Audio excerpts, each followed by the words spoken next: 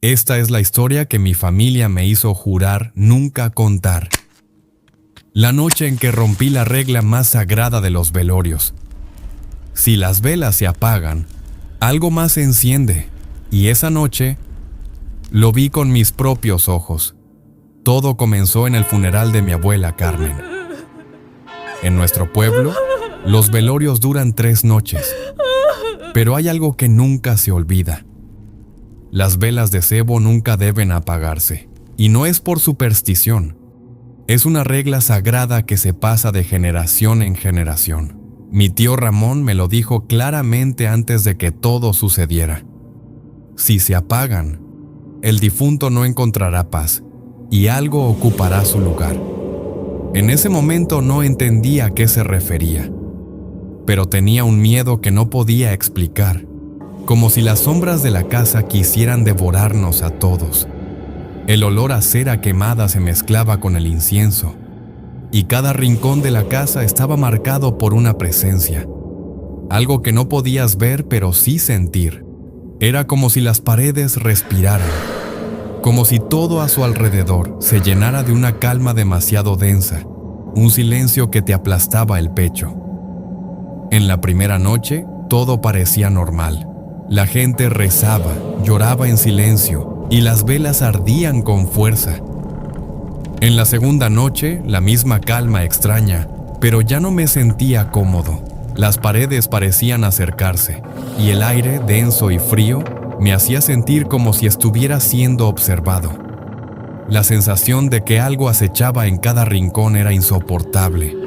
Las sombras parecían moverse por sí solas, pero cuando intentaba verlas, todo volvía a la normalidad. Al principio pensé que solo era mi mente jugando trucos, pero la tercera noche fue cuando todo cambió.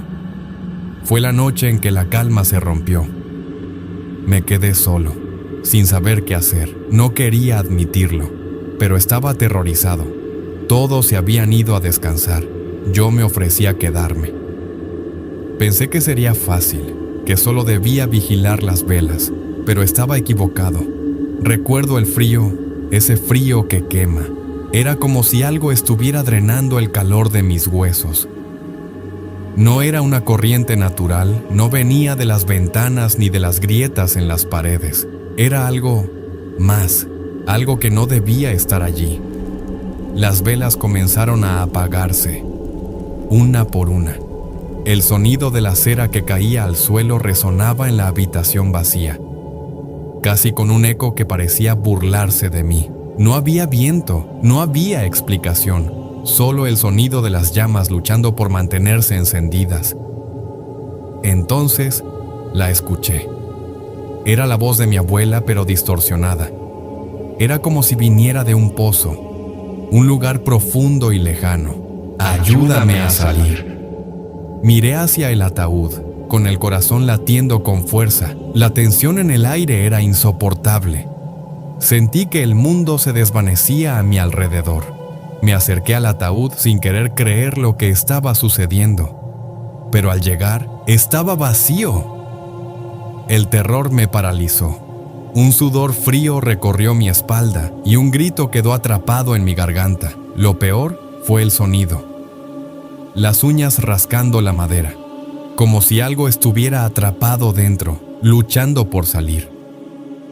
Mi mente no podía procesarlo, pero mis piernas se movieron por sí solas. Corrí a buscar un fósforo, lo encendí con manos temblorosas, sin poder apartar la mirada del ataúd. Al encender el fósforo, vi sus ojos. No eran ojos humanos, eran pozos negros, vacíos, abismos oscuros, y me sonreía, pero no con una sonrisa cálida, sino con una mueca que me heló el alma. En ese momento, algo dentro de mí me dijo que no debía mirarla, pero mis ojos estaban pegados a su rostro. La curandera del pueblo llegó al día siguiente, cuando mi madre me encontró. Estaba en el suelo, cubierto en cera derretida. Me había quedado dormido sin darme cuenta, pero mi mente estaba atrapada. Ella no dijo mucho, solo murmuró una palabra: Aya. Aya es un espíritu, un alma que no puede descansar, un ser que roba cuerpos. Mi abuela había hecho pactos en su vida, pactos oscuros que no comprendíamos. Mi madre no quería escuchar lo que la curandera decía, pero sabía que no podía ignorarlo. Esa noche, casi me lleva con ella. Yo vi cómo la curandera quemaba hierbas, rompía espejos y ponía sal en las esquinas de las habitaciones. Su voz temblaba mientras recitaba palabras que nunca había escuchado antes. Pero yo ya no sentía que el peligro había pasado. Sabía que algo aún quedaba, algo que no me dejaría en paz. Cuando la curandera se fue, me dijo que el mal no se iría tan fácilmente. Yo pensaba que lo había dejado atrás, pero la verdad era que el mal nunca se va. Nunca. Esa noche, volvieron las sombras. Desde esa noche, las velas siempre están encendidas en mi casa. No importa la hora, no importa si es de día o si la luz eléctrica funciona perfectamente, siempre hay una vela encendida, como si su llama pudiera contener algo que no entiendo del todo. Cada rincón tiene una. En la sala, en la cocina, incluso en el baño. En mi cuarto, nunca dejo que se apaguen. Me he vuelto obsesivo, las reviso constantemente, las cambio antes de que se consuman, las protejo del viento, aunque todas las ventanas estén cerradas. Y aún así hay momentos en que siento que no es suficiente. Con el tiempo aprendí a reconocer las señales. El olor en el aire cambia, se vuelve rancio, como si algo podrido estuviera oculto dentro de las paredes. A veces escucho un zumbido apenas audible, como si alguien hablara desde muy lejos, detrás de las paredes o debajo del piso. Los relojes se detienen a las 3:33 de la mañana sin razón. Las luces parpadean, incluso cuando no hay tormentas. Las mascotas no quieren entrar a mi habitación. Se quedan quietas en la puerta, mirando hacia adentro, como si pudieran ver algo que yo no. Los espejos o sobre todo me inquietan. He empezado a cubrirlos con sábanas. Hubo una noche en que me vi dormido en uno, aunque estaba despierto. En otra ocasión noté que mi reflejo tardaba un segundo más en moverse. Desde entonces, evito mirarlos directamente. Me da miedo lo que pueda ver o lo que me vea a mí. A veces, escucho pasos por la casa cuando estoy completamente solo. Son lentos, arrastrados, como si alguien descalzo caminara sobre la madera antigua del pasillo. Sé que no hay nadie, pero no puedo evitar mirar detrás de mí cada pocos minutos. El silencio se ha vuelto mi peor enemigo. No es un silencio pacífico, es un silencio que respira, que se estira, que observa. Un silencio lleno de presencias que no se ven. Intenté hablar con alguien al respecto, un sacerdote, una psicóloga, incluso con la misma curandera. Todos me dijeron que debía descansar, que eran secuelas del trauma, pero no lo entienden. Esto no es una idea, no es un recuerdo, es una presencia, algo que permanece conmigo desde aquella noche. Y aunque han pasado meses, cada vez que cierro los ojos, la veo. No en sueños, no como un recuerdo. La veo al borde de mi cama, silenciosa, inmóvil, observando. A veces más cerca, a veces en la esquina del cuarto. No siempre está ahí, pero cuando lo está, lo sé. El aire se vuelve pesado, las sombras tiemblan, el mundo se detiene.